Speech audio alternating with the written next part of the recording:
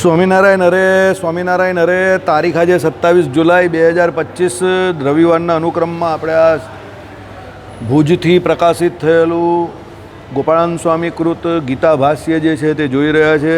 એનો આજે આપણે અત્યારે બીજો અધ્યાય ચાલી રહ્યો છે. બીજા અધ્યાયમાં ભગવાન શ્રી કૃષ્ણ જે છે તે અર્જુનજીને એવો ઉપદેશ આપે છે કે ભાઈ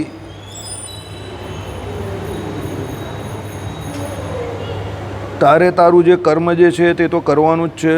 કર્મફળમાં તારે આસક્તિ રાખવાની નથી. અને ભગવાને આપણે જોયું કે ગઈ રવિવારે આપણે જોયું કે ભાઈ બુદ્ધિયોગ કરતાં બુદ્ધિ આત્મા પરમાત્માના સ્વરૂપાસંધાનરૂપ જ્ઞાનયુક્ત તેમજ ઉપર કહેલા સમત્વના સંકલ્પયુક્ત કર્મયોગ તે રૂપ બુદ્ધિયોગ કરતાં કર્મફળના અનુસંધાને સહિત અગ્નિહોત્રાદિ ક્રિયારૂપ કર્મ દૂરથી જ અત્યંત ઉતરતું છે. આ બંને નિષ્કામ અને સકામમાં ઉત્કૃષ્ટત્વ અને અપઉત્કૃષ્ટત્વ રૂપમાં મોટી વિષમતા છે. આથી કર્મયોગ અંતર્ગત જ્ઞાનમાં આશ્રય શોધી બુદ્ધિયોગમાં જ સ્થિર રહે. ફળ પેદા કરનારા મનુષ્ય રંક છે. ફળ આસક્તિથી જે કર્મ કરે છે તે સંસારના આવાગમનને પાત્ર થાય છે. એટલે વારંવાર આપણે આ સભામાં જણાવીએ જ છે કે કંઈક કરવું છે, બીજા કરે છે એટલે કરવું છે, કાં હું રહી ગયો એટલે કરવું છે, કાં કરવું છે એમ કહીને કે એમ માનીને કંઈ કરવાનું નથી. એ બધી જે છે ને તે બેડી જ છે. એ બધી વાસના છે આપણી કે આપણે રહી ગયા, કે મારું બાકી રહી ગયું, કે આપણામાં જે ઉણપ કે આપણામાં જે ઓછપ છે એ અપૂર્ણતા, એટલે જે પૂર્ણતાનો અભાવ આપણામાં જે છે તે આપણે કર્મ કરવામાં પ્રેરે છે કે બધા કરે એટલે મારે કરવાનું. બસ બધા કરે એટલે મારે કરવાનું એ જરા પણ યોગ્ય નથી. તમને જ્યારે જે સમયે જે કંઈ યોગ્ય લાગે અને તમે જે કરી શકતા હો, આપણે જે કહીએ ને અંગ્રેજીમાં શબ્દ છે ને રિઝનેબલ, વ્યાજબી, તમારા માટે જે વ્યાજબી હોય એ કરો. તમારી ચાદરની બહાર જઈને કે તમે ન કરી શકતો હોય એવું કે બીજા કરે છે એટલે જોઈને બીજાનું કંઈ કરવાની જરૂર નથી. એ બધી ફળ આસક્તિવાળું, એટલે કર્મમાં પણ આસક્તિ છે અને પછી એના પછીના કર્મફળમાં પણ આસક્તિ છે. એટલે એ બંધનકારી છે. પછી એ ભલે તમારું કર્મ ભગવાનને રિલેટેડ હોય કે ધર્મને રિલેટેડ હોય, સમજો. કોઈ પણ કર્મ બીજા શું કહેશે, બીજા સારું કહેશે, કે બીજાને સારું લાગશે, કે મંદિરમાં સારું લાગશે, કે ભાઈ મને પોતાને સારું લાગશે, કે બીજાને બતાવવા માટે કરવાનું નથી. સમજો. તમને જ્યારે જે યથાયોગ્ય લાગે કે હવે આ કર્મ જે છે એ કરવા જેવું છે ભગવાનને રાજી કરવા માટે, તો નિષ્કામ કર્મયોગી બનો. એ પ્રમાણે કર્મ કરો. જો ભગવાને જે છે ને ગીતાજીમાં જ્ઞાન આપેલું છે ને તે એવું એકદમ રિઝનેબલ જ્ઞાન છે. એમાં કંઈ પણ વધારે પડતું પણ નથી ને કંઈ પણ ઓછું પણ નથી. એક તરફ ભગવાને પલાયનવાદી બનવાની ના પાડી છે. પલાયનવાદી એટલે પેલા ખાલી બેસી જ રહીને બસ બહુ મજા આવે, બહુ આનંદ આવે, કંઈ કરતા જ નથી ને. તો હવે કંઈ ન કરે તો આનંદ જ આવે ને. કંઈ કરવામાં તકલીફ છે ને. દુઃખી કોણ છે? જે કંઈ કરવા જઈને હેરાન પરેશાન ત્યારે થાય, ત્યારે એને કષ્ટ પડે. કંઈ નહીં કરવામાં તો કોઈ કષ્ટ જ નથી. સમજો. એટલે એ પલાયનવાદથી પણ શ્રી કૃષ્ણ ભગવાને આપણે દૂર રહેવાનું કહ્યું છે. પલાયનવાદી માણસ નક્કામાં.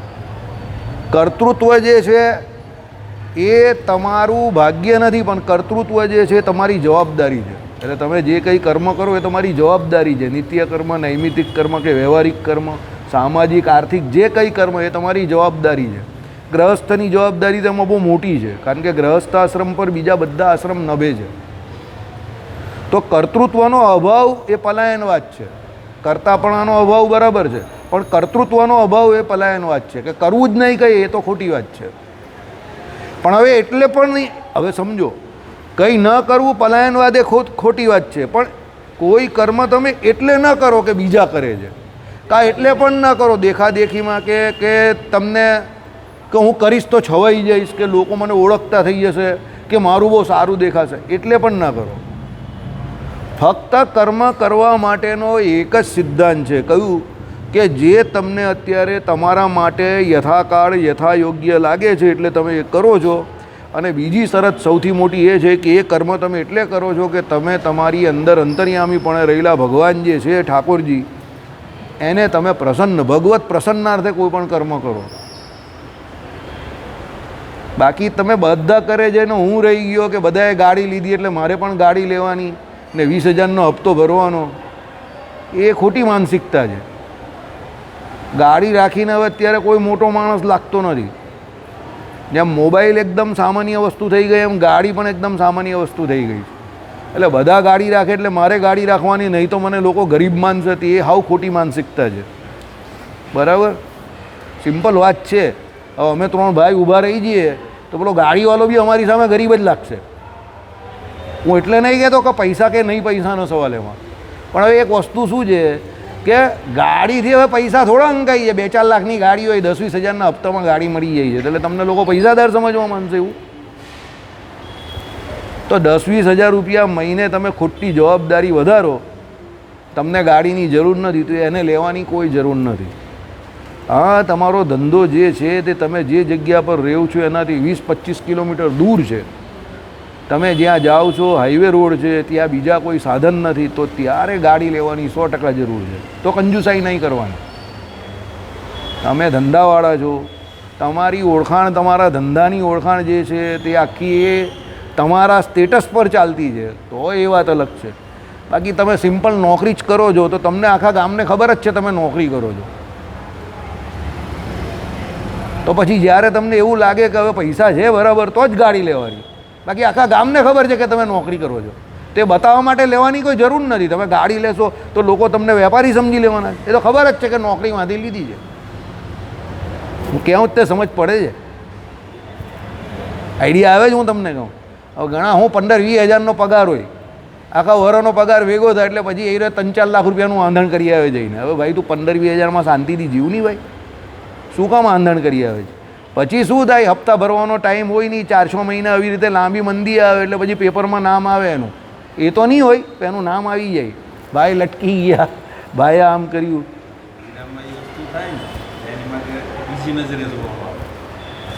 શું એટલે? હા, એટલે જે હોય તે, એટલે બદલો મારતો હશે કે આ કે ચોરી કરતો હશે, જે કંઈ કરતો હશે તે, પણ હું એ જ કહું ને તમને કે એ કરવાની ના પાડી છે ભગવાને. સમજો, તમારે જે સમય પર જે જરૂરી હોય, ઘરમાં દીકરા દીકરીનો વ્યવહાર કરવાનો હોય, તમારે મોટું કામ કરવાનું હોય ને એ સમય પર એવું હોય કે તમને પૈસા જે છે એ રૂપિયા કોઈ જગ્યા પર મેટર કરતા હોય, તો ત્યારે તમને એવું લાગે તો ગાડી લેવાની જરૂર હોય તો લેવાય. સમજો, એ પણ દેખાડા માટે નહીં કે હવે તમે મોટા થયા અને હવે તમારી જવાબદારીઓ બધી પૂરી થવાની છે, તમારી પાસે એટલા રૂપિયા છે કે ગાડી તમે ખમી શકો એવું છે તો લેવાય. ત્યારે પણ દેખાદેખી માટે તો લેવાની જ નથી, પણ તમે ખમી શકો, તમારો દીકરો કમાય છે, તમે કમાવો છો તો લઈ શકાય. પણ ખાલી ખાલી બતાવવા માટે મેં કહ્યું 20,000 રૂપિયા કમાતો હોય ને એમાં 10,000 રૂપિયા હપ્તામાં નાખે તો ભાઈ પેલો ખાય હું ને ખજવાડે હું. તમે સમજ્યા મારી વાત? તો એટલે એ તમારી એસેટ નથી, એ તમારી લાયબિલિટી છે. બે ફરક છે એકાઉન્ટિંગમાં, એક લાયબિલિટી આવે ને એક એસેટ આવે. એસેટ એટલે શું છે? મિલકત. એસેટ જે છે તે તમને બોજારૂપ નથી, એનો ભાવ વધશે. ત્યારે લાયબિલિટી હોય ને એનો ભાવ પણ તૂટે અને દર વર્ષે એમાં ખર્ચો પણ લાગે, ઘસારો. સમજો, એટલે ગીતાજીમાં ભગવાને આ બધું કહ્યું છે કે ભાઈ તમે તમારું કર્મ કરો એ ફર આસક્તિથી ન કરો, બીજાને બતાવવા માટે ન કરો. જે તમને જ્યારે એવું લાગે યથાયોગ્ય ત્યારે જ કરવાનું, બીજા કરે એટલે તમારે કરવું એવું જરૂરી જરા પણ નથી. ફળ આસક્તિનો સંપૂર્ણ ત્યાગ કરી દો. અને જ્યારે જે નિત્યકર્મ સવારે ઉઠવાનું છે તો વહેલા ઉઠી જાઓ, ભજન કરવાનું છે તો ભજન કરી લેવું 2-3 કલાક પહેલાં વ્યવસ્થિત. સવારનું ભજન એકદમ ઓકે ભજન, એકદમ મસ્ત ભજન થઈ જાય 3-4 કલાક, કોઈ માથાકૂટ વગર. તો એ પહેલાં જે કરવાનું એ કરતા નથી ને આખા ગામ ગપાટા કરવાના અને દુનિયાને બતાવવા માટે પછી દુનિયાભરની પંચાયત કરવાની, તે બધી ખોટી વાત છે, હાવ ખોટી. સુખી રહેવાના રસ્તા તમારી પાસે ખુલ્લા જ છે, પણ તમે શું જાતે કરીને એને બંધ કરો ને અશાંતિના રસ્તા ખોલો તો ભાઈ તમે દુઃખી થાવ ને. એટલે અહીંયા એ ના પાડેલી છે. એટલે શું કહ્યું કે ભાઈ ફળ આસક્તિનો ત્યાગ કરવાનો છે, એનાથી સંસારમાં આવાગમનને પાત્ર થાય છે. તમે ફળ આસક્તિથી કોઈ પણ કર્મ કરો, કોઈના ભાગ્યમાં આપણે ગયા વખતે જ કહ્યું એ પ્રમાણે પેલા આત્મદેવ હતા, શ્રીમદ ભાગવતના મહાત્મ્યમાં જોયું એના ભાગ્યમાં દીકરા નહીં હતા અને પછી એ જબરજસ્તી દીકરો લાવવા ગયો તો શું હાલત થઈ એની ખબર જ છે તમને. પછી ગોપાલ સ્વામી પણ એક ગામમાં ગયેલા, તે એકને એવું જ હતું, છોકરા નહીં થતા હતા. પછી ભગવાન બહુ પેલા તો ગોપાલ સ્વામી કે જ્યાં તને થશે છોકરો. એનો છોકરો કેવો થયેલો ખબર છે ને તમને? જીભડા ખાતો હતો ને એવું બધું કરતો હતો. કોના હવે મારે કંઈ કહેવું નથી, મોડું ને મગજ બગાડવું, બરાબર. પછી ગોપાલ સ્વામી પાછા 20 વર્ષ પછી ત્યાં આવેલા, ત્યારે એના બાપાએ કહ્યું કે આ તો તમે, ગોપાલ સ્વામી કે તારા ભાગ્યમાં હતો નહીં, લે હવે આવ્યો તો જોઈ લે કેવો આવ્યો, બરાબર. પછી પાછા એને મળાવેલા ને એ તો સાધુ સંતની બુદ્ધિથી એની બુદ્ધિ સુધરી એના આશીર્વાદથી, બરાબર. પણ ગોપાલ સ્વામી કે તારા ભાગ્યમાં હતો નહીં એટલે તને આસક્તિ તોડાવવા જવો અપાવેલો. હવે તને ખબર પડી ગઈ? જો એટલે આપણા ભાગ્યમાં જે નથી ને એ ભગવાન પાસે માંગવું નહીં, ફળ આસક્તિનો સંપૂર્ણ ત્યાગ કરવો અને શાંતિથી ભગવાને તમને જે કર્મને વિશે તમારા વર્ણ અને આશ્રમ અને તમારું જે કંઈ નિયતિ પ્રમાણે પ્રેરેલા, તમે એન્જિનિયર બન્યા તો એ કામ તમારે પૂરેપૂરી નિષ્ઠાથી કરવાનું. પછી એમાં એવું નહીં રાખવાનું કે ભાઈ એમાં મને શું મળશે અને શું નહીં ને શું નહીં. આપણે આપણું કામ નિષ્ઠાથી કરવાનું. એન્જિનિયરિંગમાં જે આવે જેટલું આવે આપણા ફિલ્ડમાં આપણે જાણવાનું, એ આપણે પૂરેપૂરું કર્મ નિષ્ઠાથી કરવાનું. એમાં કોઈ પલાયન વાત પણ નહીં. આપણે ભગવાને આપેલું છે તો આપણે કરવાનું. પછી બધું જ કરવું છે મારે, પેલો કરે છે એટલે કરવું છે, આ કરે ને હું રહી ગયો, એવું બધું નહીં, બરાબર. ચાલો ફરીથી આગળ કહે છે, બુદ્ધિયોગમાં સ્થિર પુરુષ સત્કૃત્ય અને દુષ્કૃત્ય એમ બંનેને ત્યાગી દે છે. માટે તું પણ બુદ્ધિયોગમાં જોડાઈ જા, કારણ કે બુદ્ધિયોગ એ જ કર્મ કરવામાં કુશળતા છે. કર્મયોગમાં જ્ઞાનયુક્ત રહેલો પુરુષ જન્મ મરણના કારણરૂપ પુણ્ય પાપ અનાદિ ક્ષેત્રજ્ઞ જીવાત્મા ને અનેક પ્રકારે વળગેલા તે બંનેને ત્યાગે છે. તેથી કર્મયોગમાં જે બુદ્ધિયોગ કયો છે તેનામાં તું જોડાઈ જવા તૈયાર થા. આપણે ગયા વખતે અહીંયા સુધી જોયેલું કર્મયોગ એટલે શું? કર્મ કરવાનું છે પણ બુદ્ધિયોગથી કરવાનું છે. ઘણા લોકો કર્મ કરે પણ બુદ્ધિનો ઉપયોગ નહીં કરતા. બુદ્ધિનો ઉપયોગ જે હમણાં મેં તમને કહું ને એ પ્રમાણે, જે જ્યારે જેટલું યોગ્ય હોય એ પ્રમાણે કરવું. ને એમાં જો આપણે કોઈ ઘણા બધાને સમજ પડે એવું જરૂરી નથી દરેક બાબત. તો કોઈક એવો વ્યક્તિ રાખવાનો જીવનમાં જેને સમજ પડતી હોય, કંઈ હૂજ પડતી હોય તો એને જઈને પૂછાય. એમાં આપણે કંઈ નાના નહીં થઈ જતા.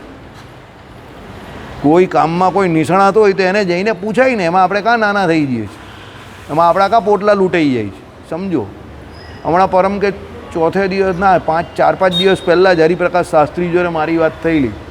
તો આ લોકો જેની તબિયત સારી છે, કે કમર બમર ઓકે છે, કે જે જુવાન છે, એ માણસ આ ઘનશ્યામ મહારાજની સામે ખુરશી નાખીને બેસે છે, કેટલું યોગ્ય છે? તે કે જરાય પણ યોગ્ય નથી. ભગવાનની આગળ ઉચ્ચ આસન પર બેસવું બહુ મોટો અપરાધ છે. હું તો આમ જ બોલ્યો. ભાઈ બીજે દિવસે હમણાં કથામાં એ વાત કરી કે ભગવાનની આગળ ઉચ્ચ આસન પર કે ખુરશી પર નહીં બેસતા કોઈ પણ. જેનું બધું કમર બમર ઓકે છે, જે છે આ વડીલ છે તે બધા અહીંયા બેસે છે કથા સાંભળવા. ઘોટણમાં તકલીફ એ અલગ વાત છે, પણ જેને કોઈ તકલીફ નથી એણે મંદિરમાં પણ કે ભગવાનની આગળ જરા પણ ખુરશી પર બેસવાનું જ નથી. એ માનસિક બીમારી છે તમારી. સમજો કે મારે ખુરશી પર બેસવું છે. ચાલે જ છે ને, આપણે નીચે બેઠેલા છે વર્ષોથી, કોને તકલીફ પડે છે? સૌથી જાડીઓ તો હું છું, તકલીફ તો મને પડે છે. સમજો, પણ મને એવું મગજમાં રાખવાનું જ નહીં કે મને તકલીફ છે. અને એવી ખોટી માનપાનની આશા નહીં રાખવાની. આ અશોકભાઈને સૌથી વધારે તકલીફ છે. જો બિચારાથી વળાતું નથી તો પણ પગ વાળીને બેસે છે. ધન્ય છે એમને.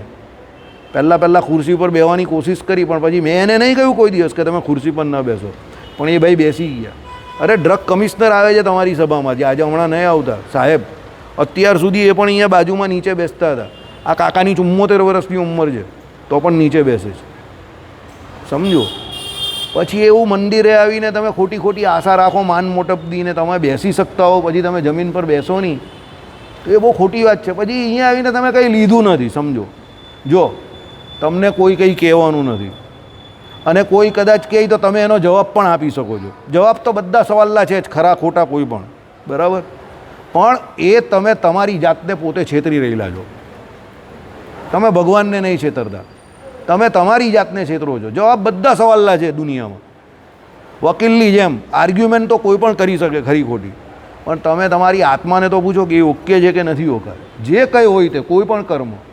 એટલે કર્મયોગી વ્યક્તિએ બુદ્ધિયોગ પહેલાં ઉપયોગ કરવાનો. કોઈ બીજો કરે છે, કોઈ બીજો કહે છે એટલે કરી જ નાખવું, નોટ નેસેસરી. ભાઈ એના માટે એ યોગ્ય છે તો એ કરે છે, તમારા માટે એ યોગ્ય છે, બરાબર. એટલે સુકૃત કરો કે દુષ્કૃત કરો એ પહેલાં વિચાર તો કરો. દુષ્કૃતનું તો ફળ મળવાનું છે, પણ તમે સુકૃત પણ કોઈ બીજાને લઈને કરો છો, કામ આસક્તિથી કરો છો, ફળ આસક્તિથી કરો છો, તો સોનાની બેડી કે લોઢાની બેડી બંને બંધનરૂપ જ છે ભાઈ, બરાબર.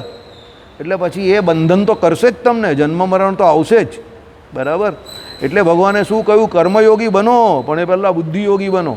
બુદ્ધિનો ઉપયોગ કરો. તમારા માટે વર્ણ અને આશ્રમ પ્રમાણે કયું કર્મ યોગ્ય છે એ કરો. ને ભગવત પ્રસન્નતા માટે જ આખા દિવસમાં જેટલા બને એટલા કર્મ કરો. વ્યવહારિક કાર્ય પણ કે ભાઈ ભગવાનનો મારા થાળ થાય છે, વ્યવહારને હિસાબે કેટલું બધું આ મંદિરે જવાય છે, આ તે, એવી રીતે ભગવાનને જોડીને કર્મ કરો. ભગવાનને છોડીને કોઈ પણ કર્મ કરવાથી કંઈ કામમાં નહીં આવવાનું. અરે ભગવાનને લગતું કર્મ હશે ને એમાં પણ જો ભગવાન ભૂલાઈ જશે ને તો કંઈ કામમાં નહીં આવશે. શ્રી કૃષ્ણ ભગવાનનું દશમ સ્કંદનું ચરિત્ર ખબર છે તમને? યશોદાજી ભગવાનને દૂધ પીવડાવતા હતા અને ત્યાં દૂધ ગરમ કરવા મૂકેલું, તો દૂધ ઉભરાણું એ જોયું તો આ બાજુ શ્રી કૃષ્ણ ભગવાનને હેઠા મૂકીને એ ત્યાં દૂધ જોવા ગયા, તો ભગવાનનો પિત્તો ગયો, તો પેલા આજુબાજુમાં જે મટકા હતા ને બધા ફોડી નાખ્યા. તો યશોદાજી આવીને કહી કે આને કેમ આટલો બધો ગુસ્સાયો? બરાબર. તો શ્રી કૃષ્ણ ભગવાન શું કહેવા માંગતા હતા કે તું મારી જોડે જે કંઈ વાત્સલ્ય ભાવ મારી જોડે હતો તે એને છોડીને તુજે દૂધ પ્યારા હે કે પૂત પ્યારા હે? સમજો, તો તું પૂતને છોડીને દૂધને પકડવા ગઈ. બરાબર. એટલે ભગવાને શું બધા જેટલા પણ આજુબાજુ માખણના પેલા સિક્કા હોય ને બધું તોડી નાખ્યું ફટાફટ લાત મારીને. આઈડિયા આવે જ તમને? કહેવાનો મતલબ એ છે કે ભગવત સંબંધી કાર્ય કરો એ પણ ભગવત પ્રસન્નાર્થે જ કરો, ભગવાનને રાજી કરવા જ કરો. એમાં પણ કોઈને બતાવવા માટે કંઈ નહીં કે પછી એના ફળાશક્તિથી કંઈ બીજું મળે જગતનું એના માટે નહીં. યજ્ઞ યાગાદિકથી માંડીને કોઈ પણ કર્મ કરો ભગવાન રાજી થાય એના માટે કરો. નામ બહુ મિથ્યા છે, આપણું નામ રહેવાનું જ નથી, કોઈનું રહેવું નથી તો આપણું નહીં રહેવાનું, નક્કી વાત છે. કામ તમે જે કંઈ કરીને જશો એ તમારી જોડે આવવાનું છે. બરાબર છે.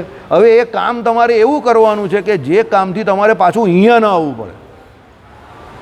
સમજો, ભગવાન પાસે જાઓ, અપુનરાવર્તી એવા ભગવાનના ધામને પામો, ભગવાનને પામો અને સહેજે સહેજે ભગવાનનું ભજન થાય એવું કર્મ કરો. બાકી બીજી કંઈ માથાકૂટ લાંબી ટૂંકી કરવામાં કંઈ ફાયદો નથી. ચાલો. શંકા ત્યાં બુદ્ધિયોગમાં આદર એટલે આગ્રહ સાને ત્યાં કહ્યું કે યોગ છે માટે યોગ જેનાથી કર્મમાં કુશળતા છે, બંધન ઉત્પન્ન કરનારા તે કર્મોની એટલે મારી ઈશ્વરની આરાધનાને કારણે મોક્ષ પ્રધાનતા પ્રાપ્ત કરવાની ચતુરાઈ છે તે જ યોગ શબ્દથી કહેવાયું છે. તે કર્મ કરવામાં ચાતુર્યતા છે. શ્લોકાર્થ એટલે સમત્વરૂપ બુદ્ધિયોગ પામેલા જ્ઞાની પુરુષો કર્મથી જન્મતા ફળનો ત્યાગ કરીને જન્મબંધથી સંપૂર્ણ મુક્ત થઈને સર્વ ઉપદ્રવથી રહિત પરમપદને પામે છે. એટલે કર્મ અંતર્ગત રહેલા આત્મા પરમાત્માના અનુસંધાનરૂપ જ્ઞાનથી યુક્ત સતશાસ્ત્ર બુદ્ધિથી સંપન્ન લોકો. જો અહીંયા સત્શાસ્ત્ર શબ્દ વાપરો છે, અમુક અસત્શાસ્ત્રોમાં પણ અમુક કર્મ કરવાના આવે. દાખલા તરીકે તામસી યજ્ઞ કરવાના કયા છે. તામસી યજ્ઞ એટલે ખબર ને તમને? પહેલાં એની ખબર પડે. તામસી યજ્ઞ એટલે જે યજ્ઞને વિશે શું થાય? પશુઓની હિંસા થાય તેવા. બરાબર. પછી કોલ આદિ જે કોઈ ધર્મ છે એમાં અમુક કર્મ જે કરવામાં કયા છે તે બધા તામસી કર્મ છે. તામસી જે દેવી દેવતાઓ છે તેની ઉપાસના છે. હવે એના એવા તામસી શાસ્ત્રો આવે તો એમાં જે કંઈ કહ્યું હોય એ નહીં કરવાનું. એટલે શું કહ્યું સાંભળો. સતશાસ્ત્ર બુદ્ધિથી સંપન્ન લોકો ભગવાન એવા મારામાં શાસ્ત્રીય કર્મ અર્પણથી કર્મથી ઉત્પન્ન થયેલા ફળને ત્યજીને જન્મ મરણરૂપ બંધનથી સંપૂર્ણપણે મુક્ત થઈને સર્વ પ્રકારની વ્યાધિએ રહિત મારા સ્થાનને નિશ્ચિત પામે છે. જો હું હમણાં બોલ્યો તે જ આવ્યું, મને નહીં ખબર હતી, હું તો આમ જ બોલેલો. બરાબર. તેમજ શ્રુતિ કહે છે જ્ઞાની પુરુષો વિષ્ણુના પરમપદને સદા જુએ છે. સમજાય? એટલે કર્મ કરવાની ના નહીં પાડતા, કર્મ કરવાનું છે, પણ કેવું શાસ્ત્રોમાં કયું હોય? ભગવાનના ભક્તો જે કર્મ કરે, ભગવત પ્રસન્નાર્થે જે કર્મ કરે, આત્મા પરમાત્માના જ્ઞાન રૂપ અંતર્ગત કર્મ. એટલે જે કર્મમાં તમને તમારા આત્મભાવ અને પરમાત્માના ભાવનો નિજાત્માનમ બ્રહ્મરૂપમ દેહત્રય વિલક્ષણમ વિભાવ્યતે ન કર્તવ્ય ભક્તિય કૃષ્ણસ્ય સર્વદા. સમજો, એટલે એ ભગવાન શ્રી કૃષ્ણની ભક્તિરૂપ જે કર્મ જે છે, આત્મા પરમાત્મા સંબંધી જે કોઈ કર્મ છે તે તમારે 24 કલાક કરવાનું છે. કર્મનો ત્યાગ નહીં કરવાનો, પણ કર્મ કેવું કરવાનું છે? કર્મયોગી બનવાનું છે, પણ કર્મયોગી બનતા પહેલાં બુદ્ધિયોગી બનવાનું છે. બુદ્ધિયોગી એટલે શું છે? જ્ઞાનયોગ.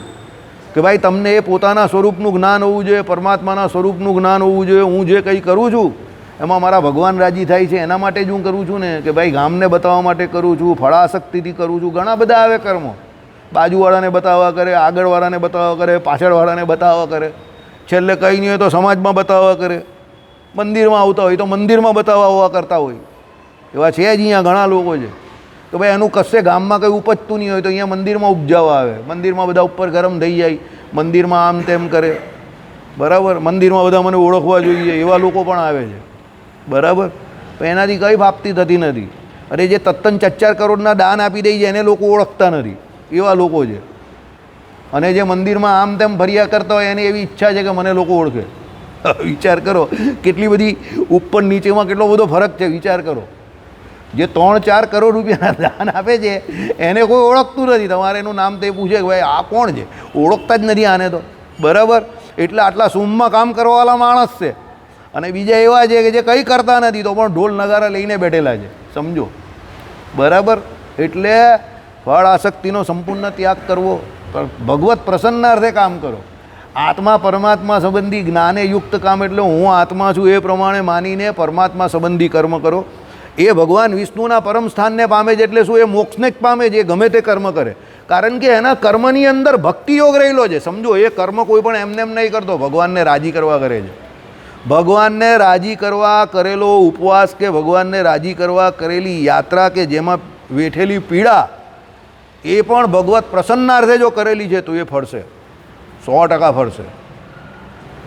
લોકો જે તીર્થમાં ચાલતા જાય છે ત્યાં જઈને પછી જે કંઈ ચાંદ્રાયન આદિક જે કોઈ વ્રત કરે છે, કચ્છ આદિક વ્રત કરે છે, જે એક ટાઈમ કે અડધો જે કંઈ જે મળે હરી ઈચ્છાથી એ જમીને જે કંઈ કરે છે, જો ભગવત પ્રસન્નાર્થે એ કરે છે તો 100% ભગવાન એની પર રાજી થશે, બરાબર. પણ પછી જડતાથી કરે છે, નથી થતું તો પણ કરે છે, કે પછી વગર પ્લાનિંગે કરે છે, કે ગમે તેમ કરે છે, તો પછી આ લોકને પરલોક બંનેમાં કષ્ટ પામશે ભાઈ. જડતા નહીં રાખવી, નહીં તો પછી હોસ્પિટલ જઈને પેલા બોટલ ચડાવવી પડશે, બરાબર. એટલે જડતા જરા પણ નહીં રાખવી. એવું લાગે કે હવે શરીર જવાબ દઈ દે એવું છે તો સીધા શાંતિથી હાથમાં જે કંઈ આવે ને, કેળું છે, સફરજન છે, કાં પછી મોસંબી છે, તરત લઈ જ લેવાનું. જડતા નહીં રાખવાની એવી ખોટી ખોટી. નહીં તો ઉપવાસ કરશો, જડતા રાખશો, આ ભાઈની જેમ ભાઈ 2 દિવસ મંદિર નહીં હોય, માંડા પડી જવાય, થાય જ ને એવું. જો કે એ જડતા નહીં રાખતો એનું જે કંઈ થાય તે ઉપવાસ આવે એટલે આ ભાઈની બટ્ટી ગુલ થઈ જાય. આઈડિયા આવે જ તમને હું જે કહું છું. ઉપવાસ તપ કરવાનું છે. કેમ કરવાનું છે? ભજનમાં ઉપયોગી થાય એવું તપ કરવાનું છે. શરીરને નહીં ફાવતું હોય કે માફક નહીં આવતું હોય તો એવું ન કરવાનું. મારા શરીરને હવે ઘણી બધી બાબત નહીં માફક આવતી કોરોના પછી, છોડી દીધું, ભગવાનની ઈચ્છા. ભજન થાય જ ને, બસ એ જ કરવાનું. કારણ કે આપણે ભજન કરવા માટે પેલું બધું કરીએ છીએ, સમજજો. ભજન બગાડવા માટે નહીં કરતા. તો જેનાથી સહેજે સહેજે ભજન થાય એ બધું કરવાનું. ભજન નહીં થાય છોડી દેવું, સમજો. તપ કેમ કરવાનું છે? ભગવાનમાં વૃત્તિ રાખવા કરવાનું છે, સમજજો. પણ ભગવાનમાં વૃત્તિ રહેતી નહીં હોય, શરીરમાં જ વૃત્તિ રહેતી હોય અને પછી શરીરને ઉચકીને બીજા લોકો હોસ્પિટલ લઈ જાય ને આપણે આમ કરીને પડેલા હોય તો એ અક્કલ વગરનું કામ છે. આઈડિયા આવે જ તમને? એવું કામ ન કરવું, બરાબર. એટલે આમાં કહું છે શાસ્ત્રીય કર્મ જડતા વગર બુદ્ધિયોગનો ઉપયોગ કરીને કર્મયોગી બનવાનું છે, પણ જ્ઞાન યોગનો ઉપયોગ કરવાનો છે. હજ્જર બમ જેવા નહીં બનવાનું, સમજી ગયા? ચાલો. હે ધનંજય, બુદ્ધિયોગ કરતા બુદ્ધિ આત્મા પરમાત્માના, એ તો થઈ ગયું. કેમ? ચલાવીએ.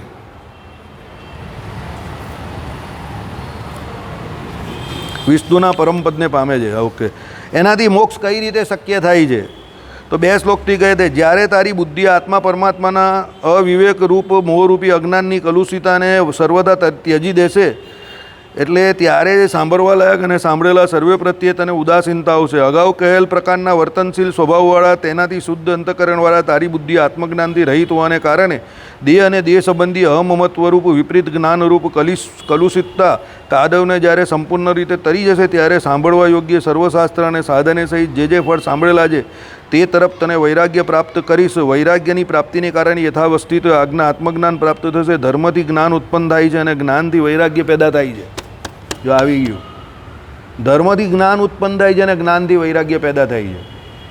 એટલે જો વૈરાગ્ય પેદા નથી થતો અને હજુ પણ જગતમાં માન છે, પ્રતિષ્ઠા છે, ખાવું પીવું છે, સમજો, કે બીજા જે કોઈ કર્મમાં આસક્તિ છે અને આપણે એવો વહેમ થઈ ગયો છે કે મને બહુ જ્ઞાન છે, બધું મોડે છે, આ તો પછી સમજજો એ તમને જ્ઞાનનો ભ્રમ છે, જ્ઞાન નહીં થયું. તો હું તમને વારંવાર કહું છું, પેલા કયા સ્વામી આપણા રામસુખદાસજી જે કહેતા હતા એ પ્રમાણે, એમની પાસે કોઈ આવી રીતે જ ગયેલો, મને સ્વામી જ્ઞાન થઈ ગયું એવું લાગે છે. તો એ પહેલાં જાહેરમાં તો કહ્યું સારું કહેવાય એમ કે તને થયું તો, બાકી હું 70-80 વર્ષથી મંડેલો જ, મને નહીં થયું. તો પેલો તો ખુશ થઈ ગયો, તો મારી તો સ્વામી કરતાં સારી હાલત છે રામસુખદાસજી. પછી કહે કે સભા કે બાદ આધે ઘંટે મુझे મિલના, પછી મળવા ગયા ને પછી એને બહુ ગાળો દીધી રામસુખદાસજીએ, એટલે એમની ભાષામાં. પછી એને પૂછ્યું કે મેં તને અડધો કલાક ગાળો દીધી, તને કેવું લાગ્યું? તે કે બહુ ખરાબ લાગ્યું. એટલે એમણે કહ્યું તને આ ખરાબ લાગ્યું ને, જે એનો મતલબ એવો જ તને જ્ઞાન નહીં થયું, જ્ઞાન થયાનો ભ્રમ થયો છે, બાકી તને ખરાબ નહીં લાગતું. સમજી ગયા? એટલે તમને જ્યાં સુધી સારું લાગે, જ્યાં સુધી ખરાબ લાગે, જ્યાં સુધી પારકું છે, પોતાનું છે, ભાવે હવે, એટલે તમને વૈરાગ્ય કે સંભવ થયો નથી. એટલે તમને જ્ઞાન થવાનો શું થઈ ગયો છે? ભ્રમ થઈ ગયો છે, જ્ઞાન નહીં થયું આત્મા પરમાત્મા સંબંધી. જો જ્ઞાન થાય તો વૈરાગ્ય થાય, વૈરાગ્ય થાય તો તમારા જે બિહેવિયરમાં, વર્તનમાં ફેરફાર થાય જ. અને ભગવાન સિવાય બીજી માથાકૂટ તમને ગમે નહીં. તમને બીજું બધું હજુ ગમે છે, સમજો તકતા તકતી, નામ થામ કામ, તો સમજવાનું કે મને જ્ઞાન થયું નથી. જ્ઞાન થયાનો શું થઈ ગયો છે? ભ્રમ થઈ ગયો છે. બરાબર? ચાલો, હવે છેલ્લા 2 દિવસથી આપણે જે બોર્ડ ઉપર લખીએ છીએ કે ભાઈ નારાયણ અને શિવનું એકાત્મપણું જાણવું બંધ કરી દેવાને,